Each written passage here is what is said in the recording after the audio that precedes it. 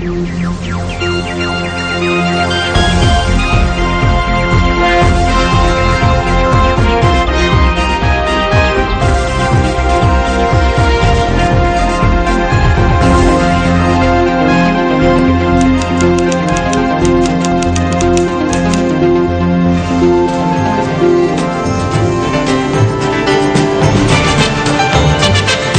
evening and welcome to Primetime News. I'm Joel Outsko.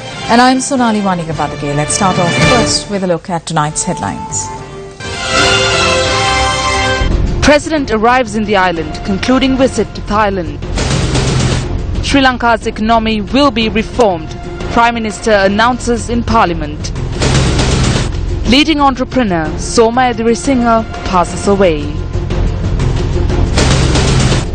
Police response to the subject minister's statement on avant-garde. පොලිසිය ගිහිල්ලා පැන්න මේක මේ ලකුණු දාගන්න මේ ආණ්ඩුව මාරු වෙච්ච එකක්. අනිවාර්යයෙන් පොලිසිය ලකුණු දාගන්න අවශ්‍ය වෙන්නේ මහ ජනතාවට. වෙන කිසිම ක්‍රමයකින් නෙවෙයි. The final rights of the chairperson of the EAP group of companies and a prominent entrepreneur in Sri Lanka, Dr. Soma Edirisinghe, who passed away this morning, were performed at the Boralla Public Cemetery earlier this evening. Soma Edirisinghe was 76 years old at the time of her demise. Soma Edirisinghe, an entrepreneur, a film producer and a social worker, passed away this morning while receiving treatment at a private hospital following a prolonged illness.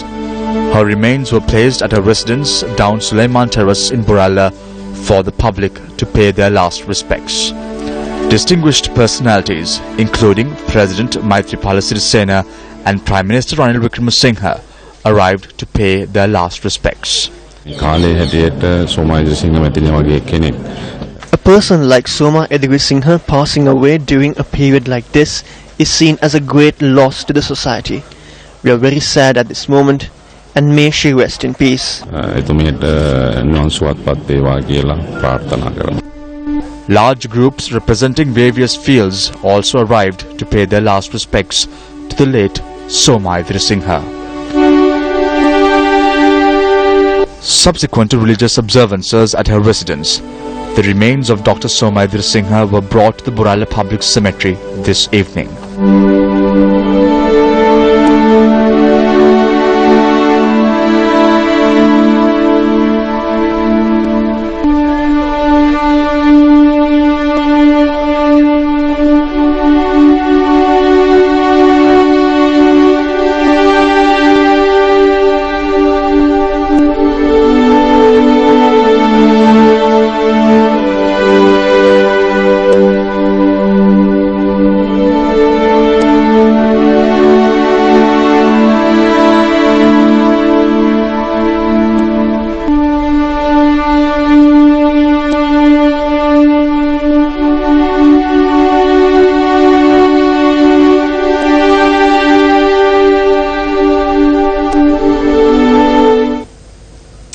We now take a look back at the illustrious life of Dr. Soma Edirisinghe, who made an indelible mark in several fields and sectors.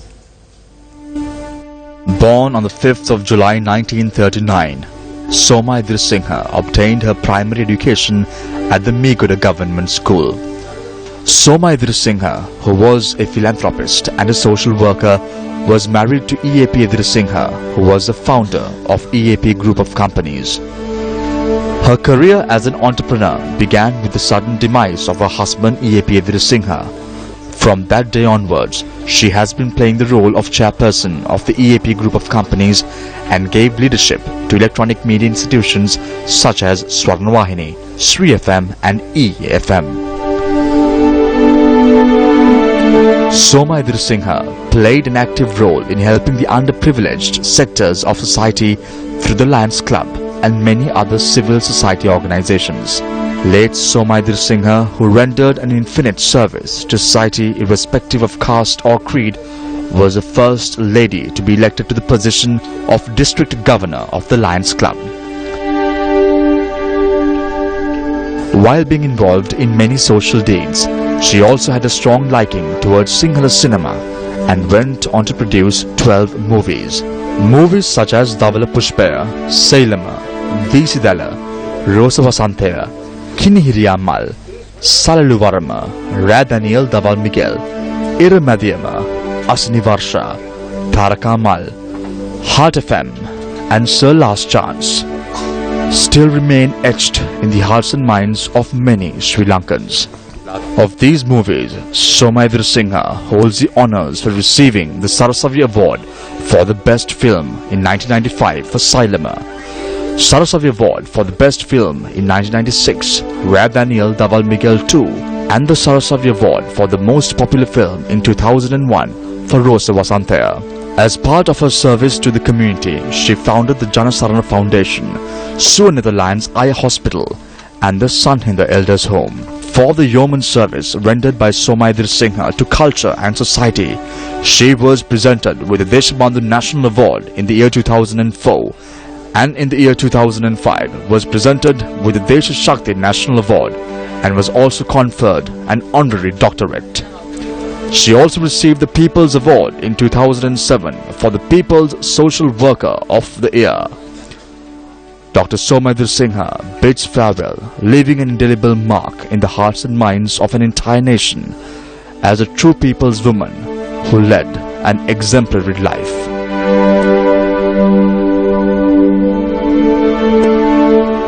Dr. Somai Virasinghe, may you rest in peace.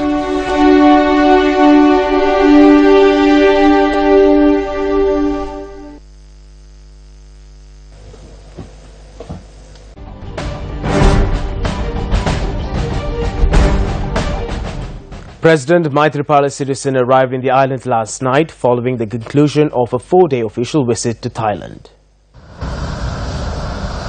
President Maithripala Sirisena visited Thailand on an invitation extended by the Prime Minister of Thailand to participate in the 60th anniversary celebration of the establishment of diplomatic relations between Sri Lanka and Thailand. 4 new heads of missions presented their credentials to President Maithripala Sirisena this evening. Those who presented credentials were South Sudan Ambassador to Sri Lanka, Dr. Daniel Peter Othol, Kazakhstan Ambassador to Sri Lanka, Bhula Sezanbiev, Serbian Ambassador to Sri Lanka, Vladimir Maric, and Kuwait Ambassador to Sri Lanka, Khalaf Budair. Delivering the economic policy of the government in Parliament today, Prime Minister Ranil Wickremesinghe has said that the country's economy will see a number of reforms taking place in the next 2 years. Addressing Parliament, Prime Minister Ranil Wickremesinghe said that a competitive social market economy will be created. The Prime Minister said that the objectives of the government are to reduce state expenses while generating more revenue and to reduce the budget deficiency from 3.5% of the GDP. We plan to pay attention in the medium term to a few important areas of concern. Number 1, generating of 1 million job opportunities. Number 2, enhancing income levels. Number 3, development of rural economies. Number 4, ensuring land ownership to rural and estate sectors, the middle class and government employees. Number 5, creating a wide and strong middle class. The Prime Minister also revealed the policies that would be followed to meet these objectives. වසර 10කට වඩා වැඩි කාලයක් බලපත්‍රලාභී ඉඩම්වල ජීවත් වන සියලු දෙනාටම We will allow those who have lived on land given on permits for over a decade to possess ownership of such lands. For those who have been living on state-owned rented houses for over 10 years, we will provide them with the ownership of such houses. We will also provide a small land and a house to the estate workers who have been living in line rooms for over 10 years. We will give priority for the construction of housing schemes for the middle class in urban and semi-urban areas. For those who will come forward to fund these ventures, we will provide state land and tax concessions. We will also introduce a low-interest-based loan scheme to enable the middle class and the government workers who can purchase these housing schemes. We will set the background for the construction of 500,000 new houses. අප මේ ආකාරයෙන් නව නිවාස ලක්ෂ 5ක් ඉදිකිරීමට අවකාශ සැලකන. The Prime Minister went on to know that 2,500 state rural development centres through the grouping of villagers will be established to uplift the rural economy, while the budget will comprise of a number of proposals in uplifting the agriculture sector of the country. ඕනෑම පොදු ව්‍යාපාරයක් මූල්‍ය විනයක් සහිතව පවත්වාගෙන යා යුතුයි. Every public venture should follow proper financial guidelines and they should be uplifted as entrepreneurial economic successes.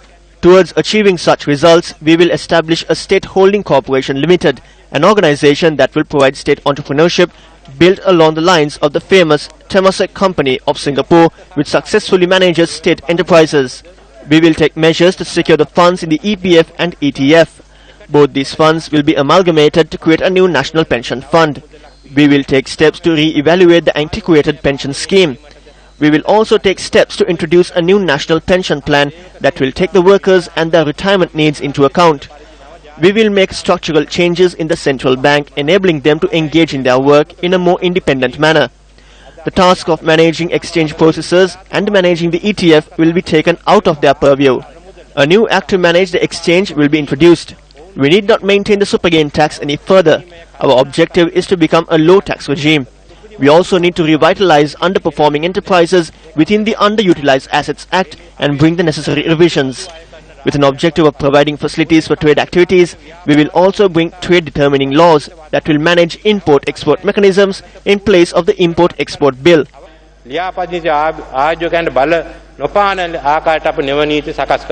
Prime Minister said that the government plans to develop the Western Province as a megapolis and also develop other areas of the country in line with that process.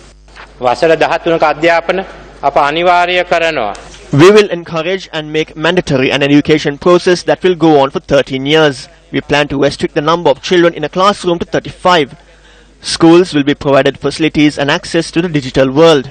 We will ensure that there will be tremendous opportunities within ICT in generating employment for 1 million people.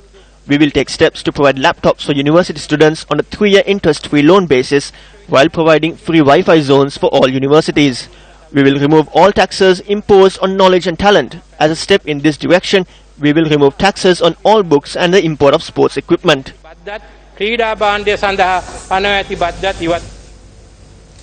Opposition leader R. Sambandhan says that 32 inmates with suspected links to the LTTE are to be released on Monday, the 9th. He said that Prime Minister Ranil Wickremesinghe is currently making arrangements in this regard. Opposition leader R. Sambandhan said that he was informed of this during a meeting with the Prime Minister. He added that another 30 inmates with suspected links to the LTTE would be released before the 20th. On to a developing story, the Department of Meteorology says that showers or thunder showers will occur at times in the northern, north central and eastern provinces. It adds that thunder showers will develop at several places elsewhere. Heavy rainfall continues to affect many parts of the island. The setting up of a sandbag wall to cover the breakaway section of the Pavila tank as a result of the heavy rains commenced today. The task was spearheaded by the Mahawali Authority and was supported by the Civil Defence Force from Babunia. That task was also delayed as the machinery brought to the task was also stuck in the mud. Minister of Agriculture, Dawinda Dissanayake too arrived at the location today.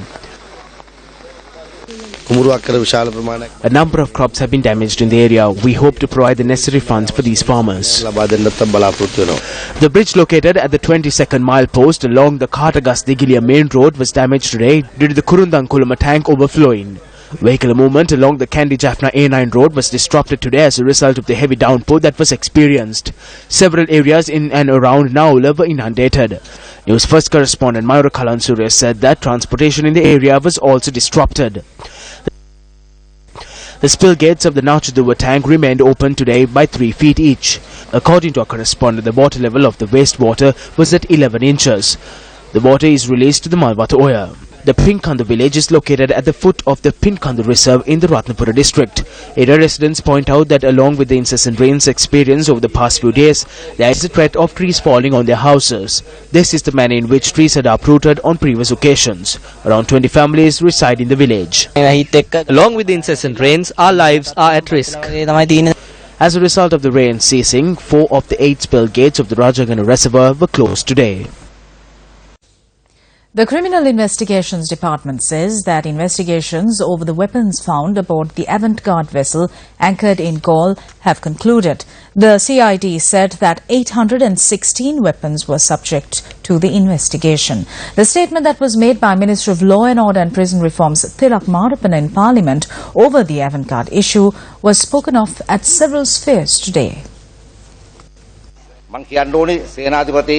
I must say that my client Senadipati has mentioned several facts to me which I possess with me as we speak, but I cannot disclose these facts because if I do, many here will be ashamed. This vessel had been anchored at the Galle harbour since October 2014. It is quite astonishing if anyone is saying that they did not see this vessel. This is similar to the Millennium City raid carried out in 2002. The police went and carried out the raid in order to get some brownie points. These weapons are owned by the government.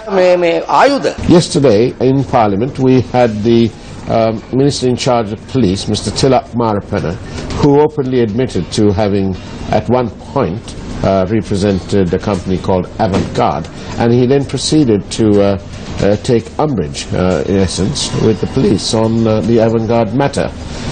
Not to be outdone, his colleague, Jidasa Rajapaksa, also said that he intervened in the matter of an attempt to arrest the former Defence Secretary on the grounds that the Attorney General had said there was no reason or rhyme to do that. However, transparency is apparently at risk. Newsfirst questioned the police media spokesperson on the allegations levelled at the police by the subject minister. The Minister of Law and Order and Prison Reform said yesterday that the incident surrounding Avant-Garde was one that was done for the police department to score brownie points. He had made such a statement in Parliament yesterday. He may have made that statement based on certain factors. The Avant-Garde vessel was seized by the Navy and was then handed over to us. He may have commented on the advice provided by the Attorney General.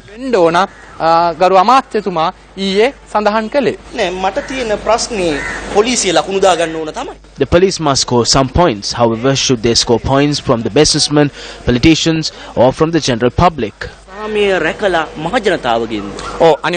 The police must score points from the general public. There is no other option. Several political parties also commented on the statement made by the Minister of Law and Order and Prison Reforms over the Avant-Garde issue.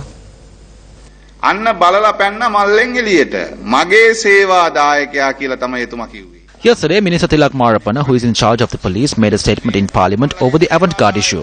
Like letting the cat out of the bag, he said the words, "my client." We spoke about this before. This issue is not about him protecting his client. The issue is appointing such persons as ministers. According to Minister Tilak Marapana, cases cannot be filed against those persons and they have not committed any wrong. It's like Avant-Garde did not bring the tamarind. All those who looted in the country are protected. Good governance has transformed into something else. The rogues are set free. That is the theory. The Prime Minister must resign from his position. He said that none of those weapons have licenses and that the weapons are illegal. After saying that legal action is being taken, Minister Lakshman Kiriyala says that this is an ongoing court matter. Do not speak about it. The other minister says that there is no legal issue. We need an explanation. Was this institution formed in accordance to the constitution? Was it in accordance to the law?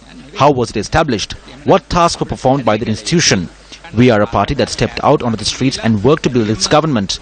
We are the ones who worked for it. At the Constitutional Council, it was I who said that there is a reason to arrest Gotabaya Rajapaksa.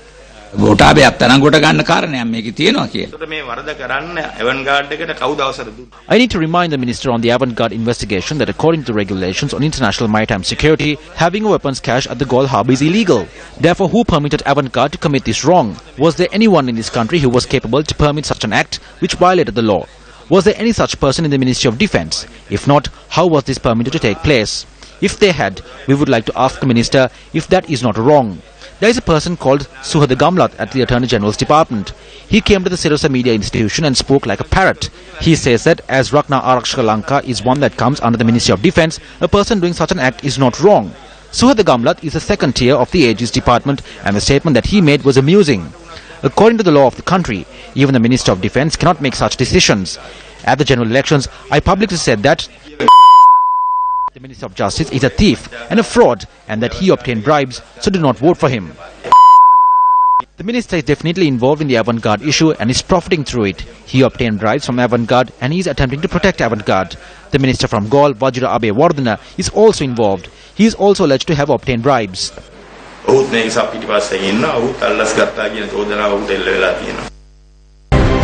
Maldivian media reported today that the Maldivian police has arrested a sniper believed to be of Sri Lankan origin.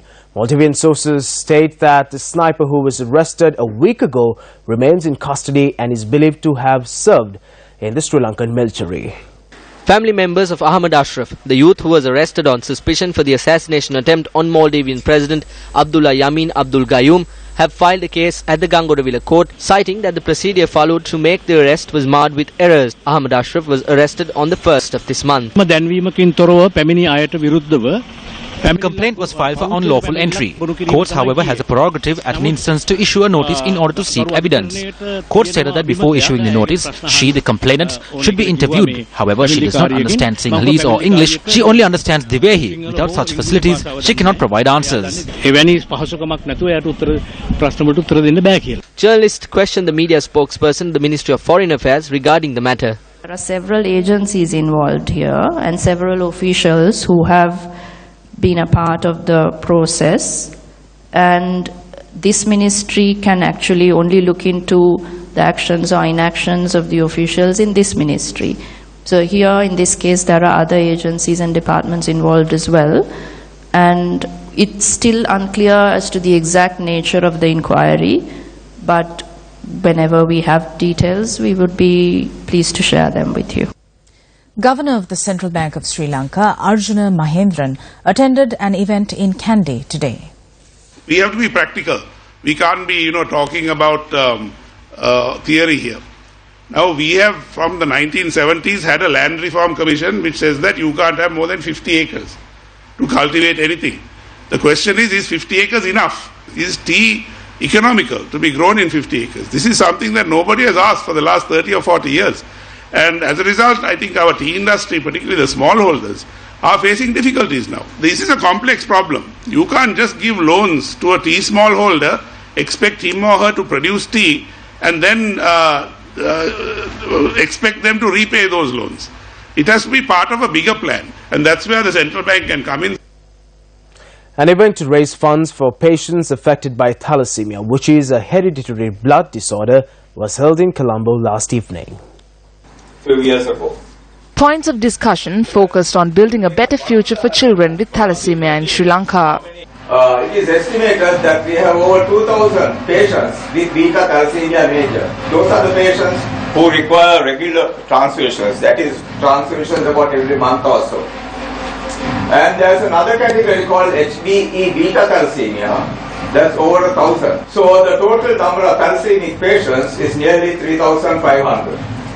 And it is estimated that every year, currently, there are 80 births of babies with beta thalassemia major. And when I was a young fellow 35 years ago at the Hospital for Sick Children, I started working in thalassemia, knew nothing about it, and at that point, here, as well as in Toronto, patients were generally dying at the age of 16 or 18, and there were patients who were actually 25 years old who people talked about as if they were living to a great age, because 25 was a great age. And that just shows you how far we have come, both in Canada but also in Sri Lanka. Donations made to Hemoglobal to save thalassemia patients are used to support studies and clinical care to improve the quality of life of thalassemies and to take measures to reduce the number of births of babies with thalassemia. Time now for more local news in brief.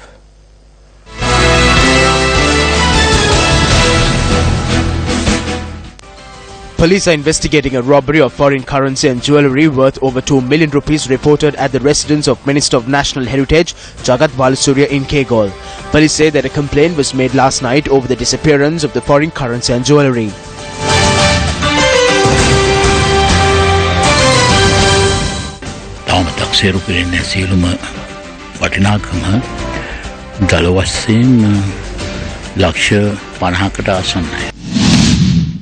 The 36th National Conference of Chartered Accountants was held at the BMICH under the auspices of the Indian High Commissioner to Sri Lanka, Y.K. Singha.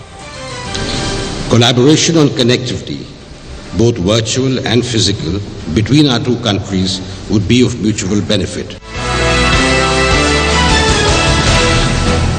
Sports news. Minister of Sports Dashri Jayasekara says that the Sri Lanka cricket elections will be held on the 3rd of January next year. We intend on having the elections for Sri Lanka cricket on the 3rd of January next year. Thereby, necessary steps are underway to issue the Gazette notification in this regard as quickly as possible. Right now, measures are being taken by the interim committee. However, following the elections, the newly elected cricket board will have full autonomy to proceed with its functions.